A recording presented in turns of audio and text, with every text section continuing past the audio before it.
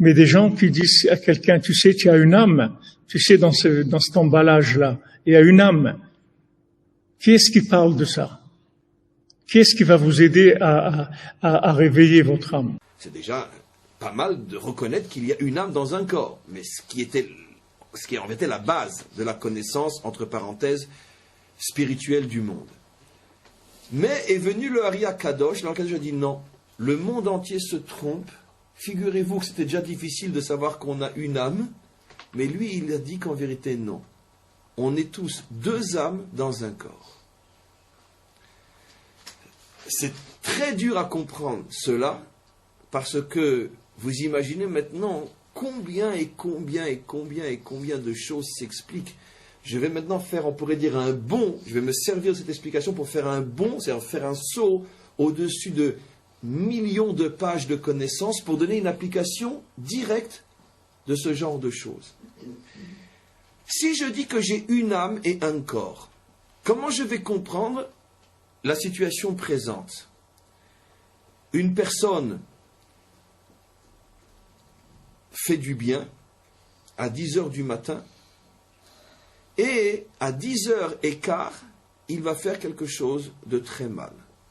Par exemple, il va aider un pauvre à 10 heures du matin et à 10h15, il va vexer à mort son voisin d'une manière injustifiée. Pourquoi? Parce qu'une fois de plus, il a garé sa voiture à son emplacement et il lui a dit des choses terribles qui dépassent complètement l'erreur ou l'erreur volontaire ou pas, peu importe que l'autre a fait. Et il l'a blessé gravement. Alors, quand je vois cette personne en un quart d'heure, comment est-il possible? Il a fait un acte tellement, j'aime pas le mot, mais charitable à 10 heures, et il s'est comporté avec une telle voyouserie à 10h15. Comment c'est possible? Donc, je vais en arriver à la conclusion que finalement, cet homme-là n'est pas si bon que ça.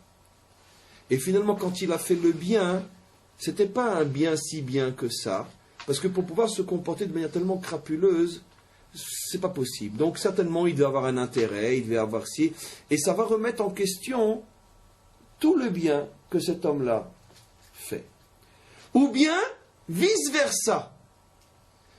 Si je prends au sérieux le bien qu'il a fait, et si c'est ça qui prend le dessus sur mon analyse, je vais dire, bon, alors, allez, le mal qu'il a fait n'est pas un si mal que ça, la preuve, regarde le bien dont il est capable, et donc, bon, sois indulgent, c'est pas la peine, laisse passer, passe l'éponge.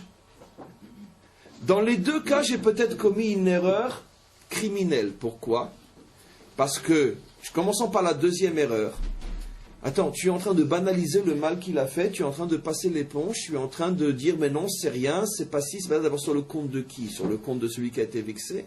En plus, si tu ne mets pas véritablement en évidence le mal qu'il a fait, peut-être qu'il lui-même n'en est pas conscient et il ne pourra pas le réparer, donc tu ne lui rends pas service. Donc tu fais peut-être une erreur. Ou bien, vice-versa, quand on dit que le bien qu'il a fait n'était pas un vrai bien. Pourquoi tu juges comme ça? Parce que c'était un vrai bien, parce qu'il était profondément sincère et il est véritablement bon lorsqu'il a fait ce bien-là. Ah, c'est pas possible, comment en un quart d'heure il peut à ce point changer?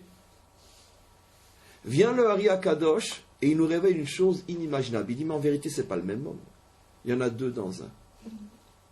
Quand il a fait le bien, écoute-moi bien, quand il a fait le bien était un bien absolument bien, sans la moindre réserve, sans le moindre soupçon, sans le moindre intérêt, tel que tu l'as compris, tel que tu as vu, tel que tu pensais, et tu aurais continué à penser s'il n'y avait pas eu le problème de 10h15. Sache que le bien qu'il a fait est un vrai bien. Mais le problème, c'est qu'au moment où il a fait ce bien-là, c'est le Nefesh à Eloki, l'âme divine en lui qui s'est exprimée. Et l'autre âme, qu'on appelle l'âme vitale, elle était de côté, en sommeil. Et lorsqu'à 10h15, il a incendié son voisin pour une place de voiture, c'est le contraire qui s'est passé.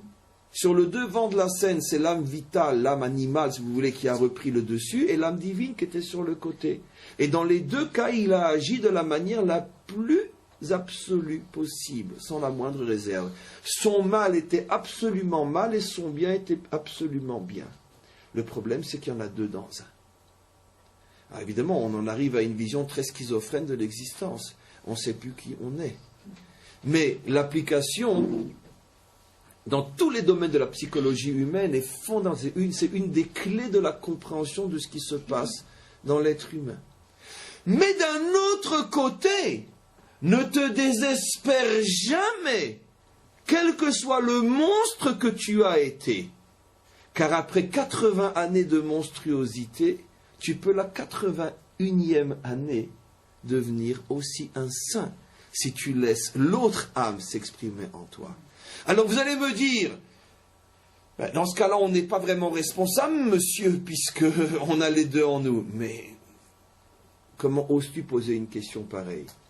Tu viens, par ta question, de définir véritablement ce qu'est le libre arbitre. C'est ça le libre arbitre. C'est toi qui choisis et tu es le seul responsable de ton choix, laquelle des deux âmes tu laisses prendre d'assaut ton corps.